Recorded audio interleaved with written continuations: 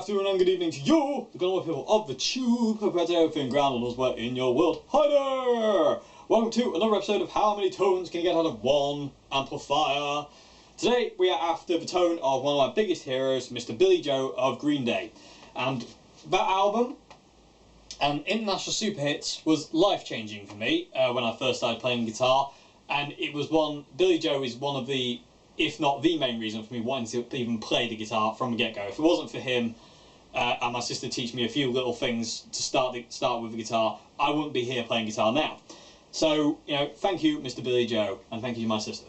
You know, really, that is it. You know, if it wasn't for them two, I wouldn't be playing guitar right now, and that's really cool. So, let's talk about Billie Joe's what he uses. Guitar-wise, is mainly known, you know, through, especially kind of like through this era and kind of early era of Green Day, his Fernandez Strat copy, known as Blue. It had a Bill Lawrence humbucker in the bridge for a long time, and then at Woodstock, where getting mud thrown at him, it broke, and he changed it to a Seymour Duncan JB, which he kind of had in it ever since. And it's angled, and apparently that does alter the sound. Whether that's true or not, I don't know. I'm going to do a video on that at some point very soon, hopefully, fingers crossed. So that's kind of his main guitar. He still uses it now. Fender did do a couple of kind of copies of it, but he still uses the original. It's still out on tour, and it's absolutely beaten about, and it looked cool, and I would kill for a replica of it. What else? Les Paul Juniors, there are kind of other things. He's got a favourite one called Floyd. There's some really, you know, they're all kind of old 50s ones that he mainly uses. I think the pickups are Seymour Duncan Antiquities, but I'm not 100% sure, but I'm pretty sure they are, but I could be totally wrong. Correct me, if you will, in the comment section below if I'm wrong. And that's about it, really. Yeah, I've seen him with a Gibson Les Paul Custom. Got a couple of different Gibson acoustics, Telecaster Customs. But I'd say mainly it's that Fernandez Strat copy and Les Paul Juniors. They're kind of like, they're the kind of mainstays of Billie Joe's kind of rigs, I say, guitar-wise. Amp-wise, up to Dookie, it was kind of whatever.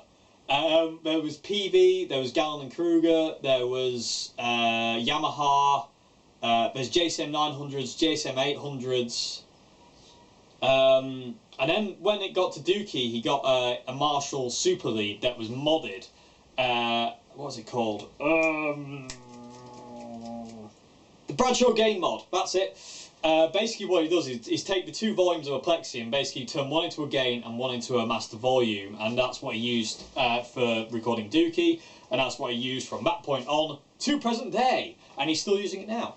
And it's called Pete the Plexi. So that's the kind of main amp, that's the sound I've gone for on the CR120.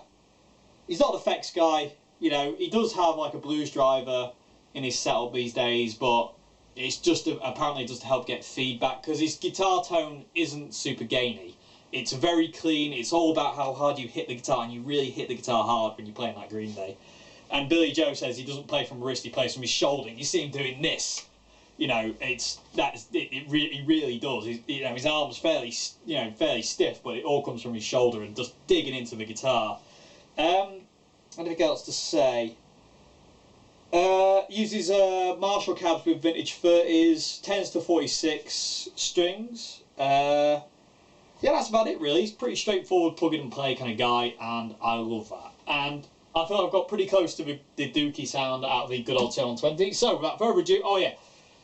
And I'm using my, sorry about the sniffling too, I'm still kind of getting over my cold. I'm using my first ever guitar for this, as this is a guitar I learned all these songs on, and it just feels right to do it, and I love it. So it's a Washburn Maverick series, and it is tiny, do not adjust your sets, I have not grown since the last time you saw me. So, without further ado, let me show you the EQ on the CR120. And just so you know, I'm only using the dirty channel, clean channel no, reverb no. Okay, so dirty channel of the CR120. I have gain on 6, which is kind of, you know, very, very low. Bass, sorry about my shadow, hopefully you can see that. Bass on 2, mid on 2, no treble, and channel volume is on 10. No reverb, and no clean channel. So, you know, just to recap, gain on 6, bass on 2, mid on 2, no treble, and the channel volume for the Dirty Channel is on 10, and I've got the master at the usual place of 2.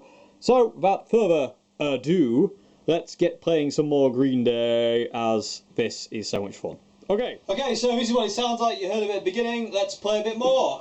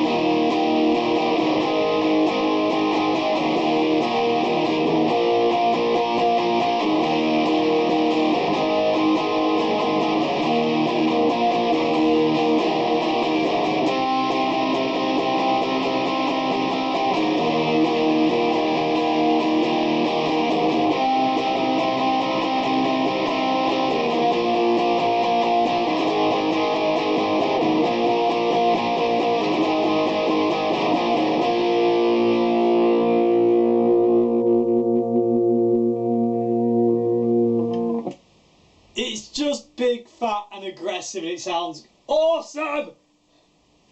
I love it. But it's not distorted, not really bigly, just massively distorted. You know, if you just ease up your hand.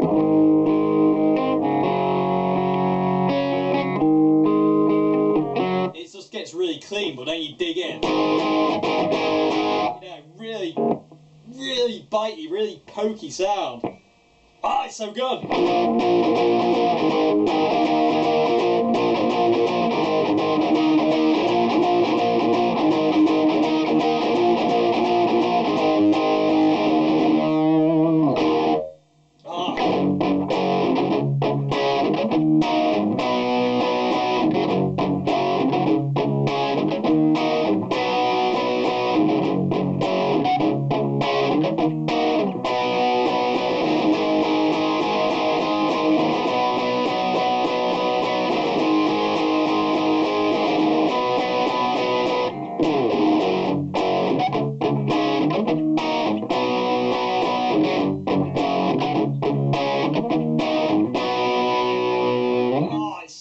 Sound. It's such a big sound. This sound hasn't changed throughout the years, really.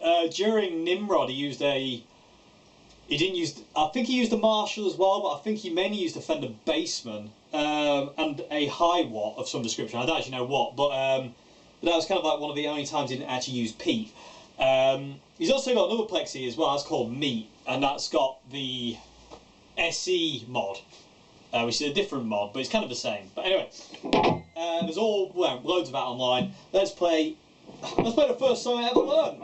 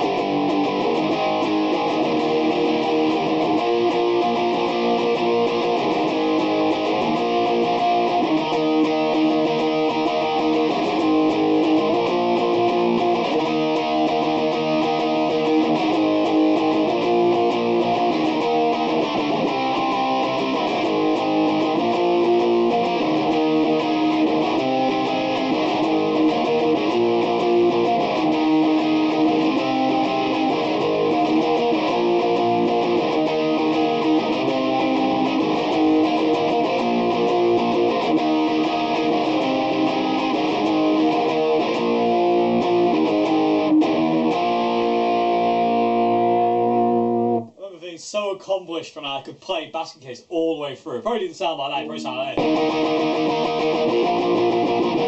probably sounded more like that. But it works for modern Green Day stuff as well.